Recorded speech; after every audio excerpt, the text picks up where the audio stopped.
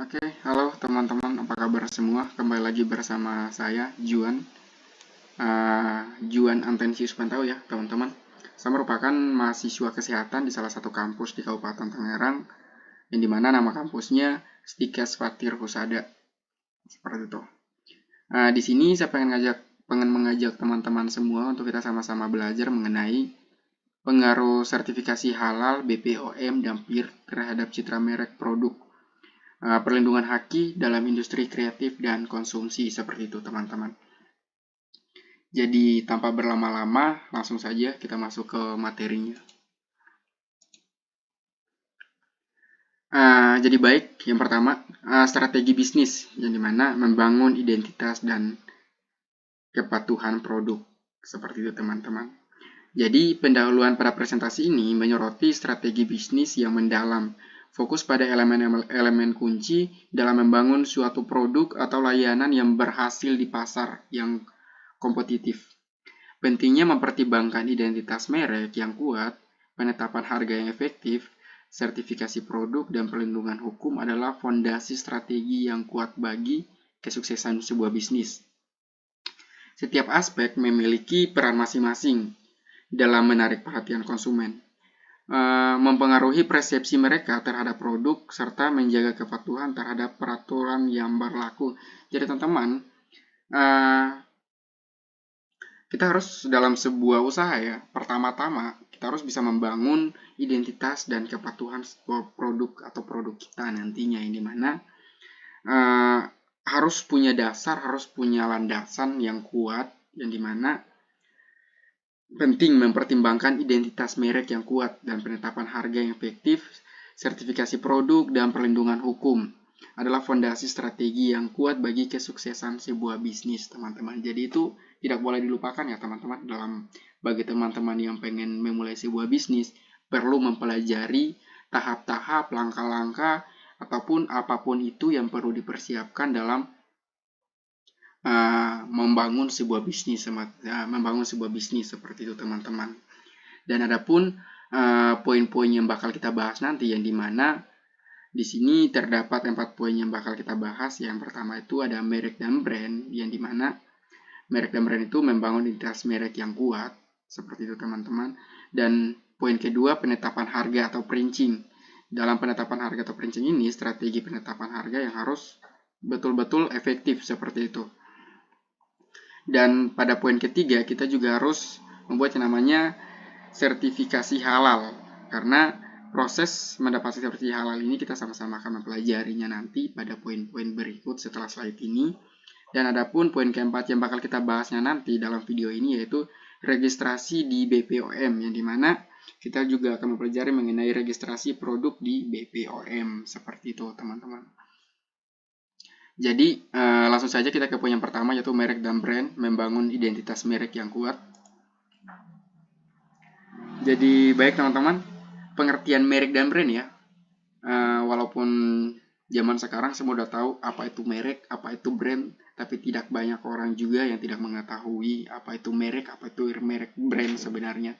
Jadi buat teman-teman yang pengen membangun sebuah usaha, harus punya brand, harus punya merek sendiri, seperti itu ya teman-teman. Yang dimana paling tidak teman-teman juga harus tahu apa itu merek sih, apa itu brand, seperti itu. Jadi merek merupakan representasi visual dan nilai diidentifikasi dengan produk atau layanan tertentu.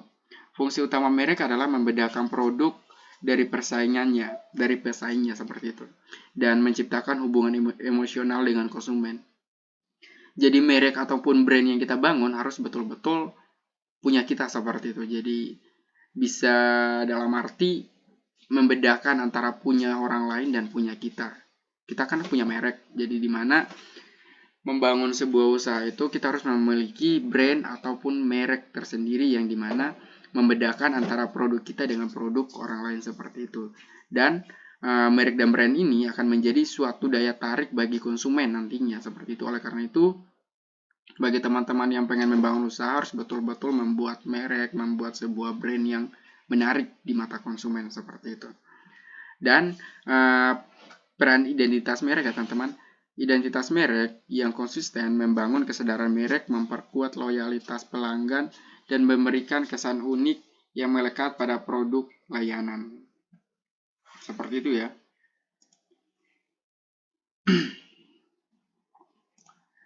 Dan di poin pertama, penelitian dan pengertian target audiensi. Kita juga harus bisa mempelajari pasar ya.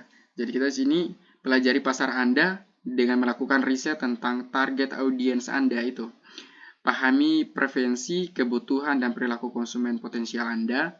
Buatlah persona pembeli ideal untuk mendapatkan pemahaman yang lebih dalam tentang siapa yang Anda targetkan.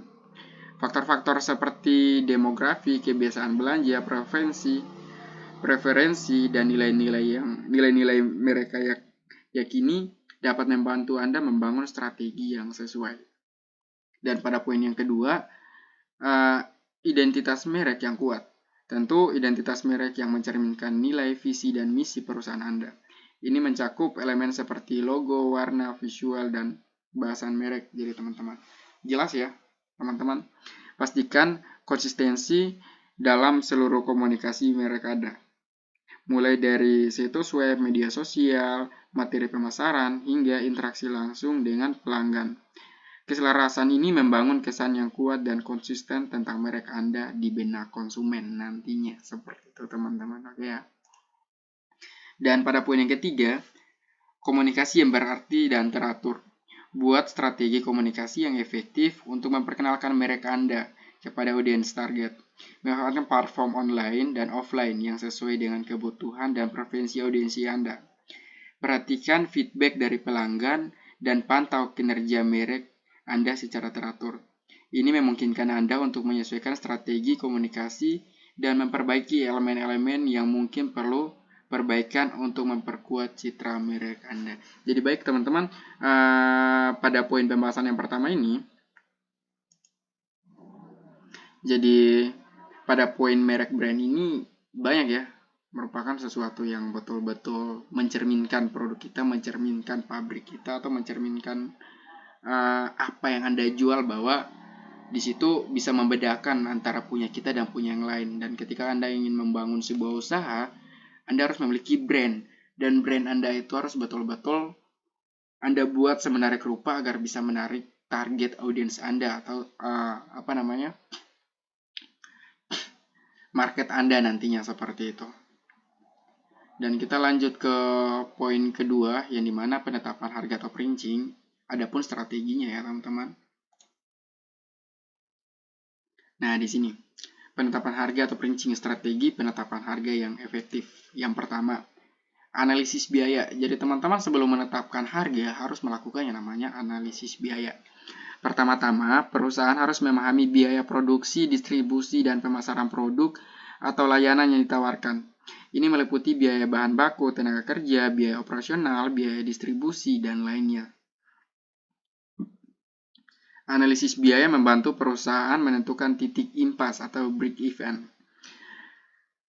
point ya teman-teman, di mana total pendapatan sama dengan total biaya, serta memahami bagaimana biaya-biaya ini akan berpengaruh pada penetapan harga yang menguntungkan, seperti itu. Dan pada poin yang kedua, adapun penetapan harga berdasarkan pasar, seperti itu ya teman-teman. Memahami kondisi pasar adalah penting. Analisis pesaing, permintaan pasar, dan persepsi nilai produk atau layanan di mata konsumen membantu perusahaan untuk menentukan di mana produk atau layanan mereka berada dalam konteks harga yang relevan. Strategi penetapan harga bisa berfokus pada penetapan harga di atas, di bawah, atau sejajar dengan pesaing, tergantung pada diferensiasi produk, posisi merek, dan nilai tambah yang ditawarkan, seperti itu. Dan pada poin yang ketiga pun ada strategi penetapan harga. Adapun strateginya ya teman-teman, yang dimana terdapat berbagai strategi penetapan harga yang bisa dipilih, seperti penetapan harga berbasis biaya, penetapan harga berbasis nilai, penetapan harga premium, harga diskon, harga penetrasi pasar, dan lainnya, seperti itu. Pemilihan strategi harus disesuaikan dengan tujuan bisnis, target pasar, dan diferensiasi produk. Perusahaan juga bisa mempertimbangkan faktor-faktor psikologi seperti psikologis harga, seperti menyusun harga yang berakhir dengan 99, untuk memberikan kesan harganya lebih rendah atau menggunakan penawaran khusus untuk meningkatkan daya tarik produk Anda. Seperti itu ya teman-teman. Dan ini untuk penetapan harga atau printing ada beberapa tahap, ada 3 tahap seperti yang tadi. Perlu teman-teman pelajari lebih dalam lagi langkah-langkah atau penetapan harga tersebut, karena nantinya teman-teman atau kerabat yang pengen membangun usaha salah memasang atau salah mematok harga pasar, di situ cenderung tidak efektif teman-teman dalam membangun sebuah usaha. Dan lanjut ke ada poin yang ketiga, yaitu sertifikasi halal, yang dimana proses mendapatkan sertifikasi halal ini. Jadi pada proses sertifikasi halal ini terdapat 4 poin, yang dimana poin pertama, pemahaman terhadap persyaratan halal. Langkah awal yang penting adalah memahami persyaratan dan prinsip-prinsip yang harus dipenuhi untuk mendapatkan sertifikasi halal. Dan poin yang kedua, pendaftaran dan evaluasi. Produsen atau pelaku usaha yang ingin mendapatkan sertifikasi halal biasanya harus mendaftar ke lembaga sertifikasi halal yang diakui atau memiliki otoritas untuk memberikan sertifikasi tersebut. Untuk memberikan sertifikat tersebut. Jadi jangan salah-salah tempat ya dalam mengatur sertifikasi halal ini, harus betul-betul yang sudah diakui oleh negara. Seperti itu. Dan poin yang ketiga, penyesuaian proses, produksi, dan pemeriksaan rutin. Dan poin keempat, penerbitan sertifikasi halal.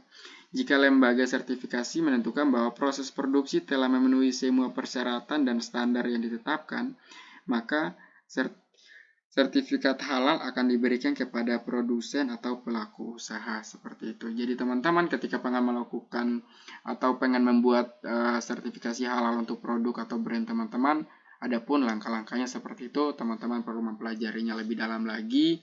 Dan teman-teman juga jangan lupa ketika pengen mendapatkan sertifikat halal ini harus datang kepada pihak yang memang betul-betul sudah diakui seperti itu.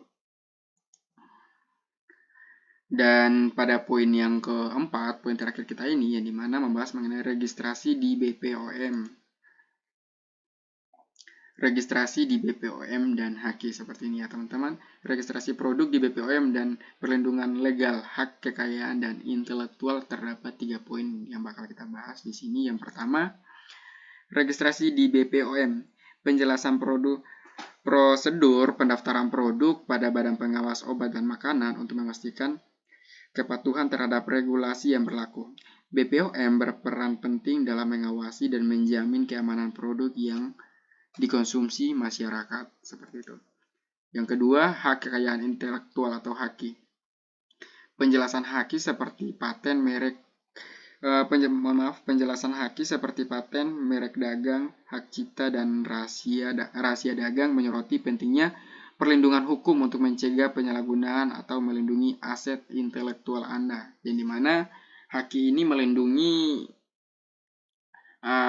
segala hal yang bersangkut paut dengan usaha Anda, seperti itu. Jadi sangat-sangat penting ya teman-teman. Takutnya ada orang di luar sana yang membuat produk yang persis, atau ada orang di luar sana yang membuat produk sama atau mengcopy pastekan punya kita. Di situ kita bisa membawakannya ke jalur hukum ya teman-teman, karena kita sudah dilindungi namanya HAKI ini, hak kekayaan intelektual. Dan di sini konsultasi profesional dan kepatuhan regulasi. Peran ahli hukum atau konsultan, seperti itu. Poin-poin penting tentang pentingnya mendapatkan bantuan ahli hukum atau konsultan dalam memahami regulasi dan menjalankan proses-proses hukum yang tepat serta memastikan kepatuhan dalam berbisnis. Jadi teman-teman, poin-poin yang telah kita bahas ini kurang lebih adalah langkah awal di mana teman-teman ketika membangun sebuah usaha, ini merupakan langkah-langkah awal yang perlu teman-teman pegang atau perlu teman-teman tanamkan dalam diri teman-teman, bahwa ini yang harus dilakukan terlebih dahulu. Jika teman-teman pengen membangun sebuah usaha tanpa melewati poin-poin ini, percaya tidak percaya, apa yang Anda harapkan dari usaha Anda itu tidak akan pernah tercapai. Kalaupun tercapai, membutuhkan waktu-waktu yang sangat lama, seperti itu teman-teman. Jadi baik teman-teman, mungkin cukup sekian dari saya penjelasan mengenai pembahasan kita kali ini. Semoga bermanfaat bagi teman-teman yang pengen membangun usaha. Dan doa saya bagi teman-teman yang pengen membangun usaha, semoga usahanya lancar-lancar saja, usahanya aman-aman saja di pasaran, dan bisa bersaing dengan pasar umum maupun nanti pasar internasional nantinya. Amin. Jadi cukup sekian dari saya teman-teman. See you next time.